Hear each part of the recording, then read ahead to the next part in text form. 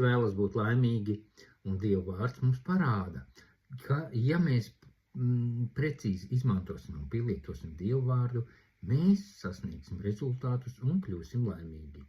Un tie, kas augst pēc taisnības un patiesības, tie tiks paēdināti. Un mēs uzskatām, ka laimīgi esam tad, kad jūtamies laimīgi. Mēs visi esam atkarīgi no apstākļiem, bet laime nav atkarīga no jūtām un apstākļiem. Ir konkrēti jāsaprot, kas ir laime. Tad apstākļi un jūtas nespēs mums kontrolēt. Un pirmie kristieši tika vajāti, bet viņi bija laimīgi. Vai Jēzus bija laimīgs, kad viņš tika sists krustā? Bet viņš pildīja Tēva gribu. Tātad laime ir tad, kad mēs pildām Dieva gribu. Tas ir tad, kad mēs gūstam prieku, kad ko paveicam, sasniedzam savus mērķus, kaut tas nav viegli.